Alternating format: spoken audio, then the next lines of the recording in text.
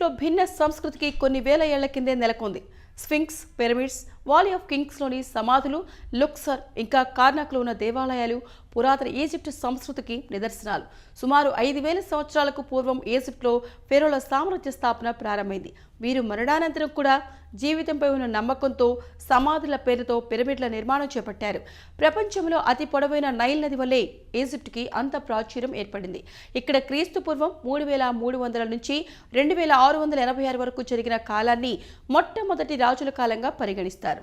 ఇక్కడ క్రీస్తు పూర్వం 3300 నుంచి 2686 వరకు జరిగిన కాలాన్ని మొట్టమొదటి రాజుల కాలంగా పరిగణిస్తారు. క్రీస్తు పూర్వం 2686 నుంచి 2181 వరకు ఫెరోలు పరిపాలించారు. క్రీస్తు పూర్వం 2181 నుంచి 1550 సంవత్సరం వరకు పాత రాజవంశ పతనానికి కొత్త రాజవంశ అవతరణకు మధ్య ఒక 130 సంవత్సరాలు ఈజిప్ట్ రాజవంశ చరిత్రలో అల్లకల్లోలం ఏర్పడింది. ఇక్కడ కొత్త రాజవంశం క్రీస్తు పూర్వం 1550 నుంచి 1069 సంవత్సరం వరకు కొనసాగింది. 19 సంవత్సరాలకి అనుమానాస్పద పరిస్థితులు చనిపోయిన ఫెరో టుటన్ఖామూన్ చరిత్ర ఇప్పటికీ ఒక మిస్టరీగానే ఉంది. ఇలా ఎన్నో విశేషాలు కలిగిన ఈ చరిత్రలో పలు ఆసక్తికరమైన అంశాలు ఉన్నాయి. వాటిని తెలుసుకుంటే మనం ఆశ్చర్యపోతాం. ఈజిప్టు అందమైన రాణి క్లియోపాత్రా ప్రపంచంలో అందరికీ తెలిసే ఉంటుంది. ఆమె చాలా అందగత్తే. అంతేకాదండి, ఒక శృంగార బానిస. ఆమె ఈజిప్టుకు చివరి ఫారం. క్రీస్తుపూర్వం 69లో పుట్టింది. ఆమె ఎంతో మంది మగాళ్లను తన బానిసలుగా చేసుకుంది. తన అందంతో అందరినీ తన వశం చేసుకుంది. ఆమెకు సెక్స్ అంటే చాలా పిచ్చి. ఈమె తన సోదరులనే పెళ్లి చేసుకుంది.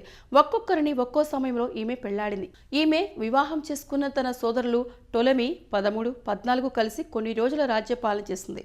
కానీ చివరకు మాత్రం ఒంటరిదైంది. అంతేకాదు, చాలా మందితో ఈమె తన సంబంధాలు కొనసాగించింది. ప్రపంచంలో అత్యున్నత సాంకేతిక విలువలతో నిర్మించారు ఈజిప్ట్ పిరమిడ్లని. ఇవి ఈజిప్ట్ నాగరికతలకు ఇవి ప్రతిబింబంగా ఉంటాయి. ఇవి ఈజిప్ట్ రాజుల సమాధులు. ఇందులో ఒకటి గ్రేట్ పిరమిడ్. దీని మధ్య భాగంలో చియోవ్స్ సమాధి ఉంటుంది. దీని నిర్మాణానికి 1,00,000 మంది బానిసలు పనిచేశారు. రాజులు శవాన్ని ఉంచే శవపేటిక ఈ గ్రానైట్ గదిలో పశ్చిమాన ఉంది. ఉత్తర దిశ నుంచి పిరమిడ్ లోపలికి ప్రవేశ మార్గం ఉంది. అక్కడి నుంచి ఒక వరండా ఉంది. ఈజిప్ట్ను రాజులు పరిపాలించే కాలంలో బీర్ ఎక్కువగా వినియోగంలో ఉండేది. దీన్ని ఎక్కువగా వినియోగించేవారు. అలాగే బీర్ని వీరు కరెన్సీలాగా కూడా వినియోగించేవారు. మార్క్ యాంటోనీ, క్లియోపాత్రల బంధం అప్పట్లో రికార్డ్. వీరిద్దరూ ఎంతో సరదాగా గడిపేవారు. వీరిద్దరు ఏకాంతంగా ఉన్నప్పుడు మద్యం తాగుతూ ఎంజాయ్ చేసేవారు. అలాగే ప్రాక్టికల్ జోక్స్ వేయడం అంటే ఇద్దరికీ ఇష్టమే. ఇద్దరికి సెన్స్ ఆఫ్ హ్యూమర్ చాలా ఎక్కువే. ఈజిప్ట్లో అప్పట్లో ఆడవారితో పాటు మగవారు కూడా అందంగా ముస్తాబయ్యేవారు. వీరు అందంగా మేకప్ చేసుకుని బయటకు వెళ్ళేవారు. అప్పట్లోనే వేరే సన్ స్క్రీన్ లోషన్స్ను వినియోగించేవారు. ఈజిప్ట్లో చనిపోయిన చాలా పిల్లలను కూడా ఇలా మమ్మీలుగా మార్చారు. ఒక మొసలిని కూడా వీరు ఇలా మమ్మీలుగా మార్చారు. జంతువులపై వీరికి ఎంత ఎక్కువ ఆప్యాయత ఉండేదనే విషయం దీన్ని బట్టే తెలుస్తోంది. క్లియోపాత్రా ఈజిప్షియన్ కాదు. ఈమె అలెగ్జాండర్ మరణానంతరం ఈజిప్ట్ను పాలించిన హెల్లేని, స్టిక్ కాల్పు గ్రీక్ సంతతి కుటుంబానికి చెందిన టోలమాక్ రాజవంశం చెందిన ఆమె.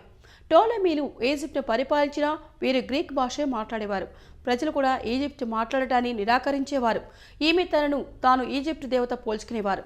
ఈసిస్ యొక్క పునర్జన్మగా ఆమె తనకు తాను భావిస్తోంది. ఈజిప్ట్ను కింగ్ టుటన్ఖామూన్ బీసీ 1332-1323 మధ్య పరిపాలించారు. అయితే ఈయన హిప్టోపోటమస్ అనే జంతువు దాడిలో చనిపోయినట్లు తెలుస్తోంది. ఈయన చనిపోయినప్పుడు శరీరంలో గుండె, ఛాతీ భాగం లేదు.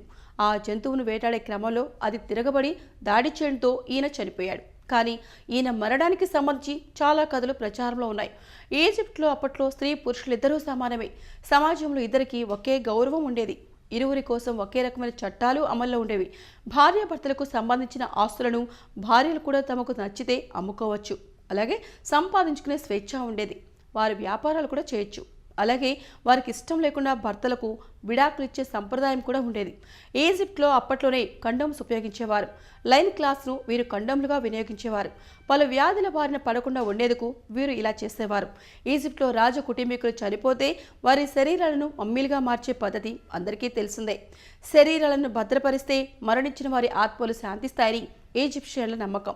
దీనికి వీలుగా శవాలను భద్రపరచడం ఒక ఆనవాయితీగా వచ్చింది. ఈజిప్ట్ను పరిపాలించిన వారంతా అనారోగ్యాలతో బాధపడేవారు.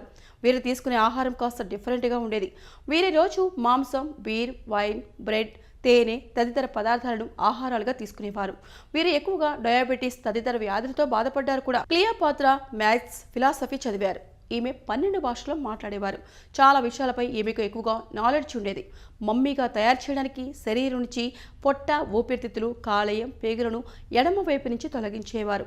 గుండెని మాత్రం అలాగే ఉంచేవారు. మెదడును తొలగించి కాళ్ళెపురిలో జిగురు కలిపిన బట్ట పీలికలతో నింపేవారు.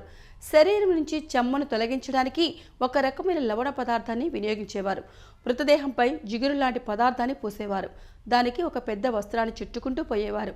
శరీరం గట్టిపడి ఆకారాన్ని పరిరక్షించేందుకు ఆ తర్వాత 15 రోజులు ఆరబెట్టేవారు. చివరికి వస్త్రాన్ని చుట్టేవారు. చుట్టేటప్పుడు అనేక తాయెత్తులను మృతదేహంపై ఉంచి ముఖం, భుజాలు, మిగతా శరీరంపై చివరిసారిగా వస్త్రాన్ని కప్పేవారు. ఇలా మృత కళేబరాన్ని పరిరక్షించే ప్రక్రియకు 70 రోజులు పట్టేది. క్రీస్తు పూర్వం 1800 సంవత్సరం నాటి 21వ రాజవంశీకుల కాలంలో తయారైన మమ్మీల్లో మృతదేహం లోపల భాగంలో కండరాలు, మాంసం ఉన్నట్లు కొన్ని పదార్థాలు నింపడంలో కళాత్మకతను ప్రదర్శించారు. మమ్మీ సంరక్షణ ప్రక్రియలో భాగంగా ముందుగా శవపేటికల్లోనూ ఆ తర్వాత శవాగారంలో ఉంచేవారు. గిజా పిరమిడ్ ఈజిప్ట్లో ఎంతో ప్రత్యేకమైనది.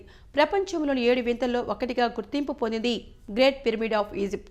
దీనిని క్రీస్తుపూర్వం 2550లో ఫారో రాజులు నిర్మించారు. మరణించిన సంపన్న ఈజిప్షియన్ల పెద్ద ఎత్తున విలాస వస్తువులతో పూడ్చిపెట్టేవారు. సమాధుల్లో మరణించిన వారి వస్తువులను కూడా ఉంచేవారు.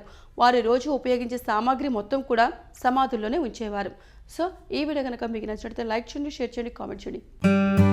Please like and subscribe Eagle Andhra.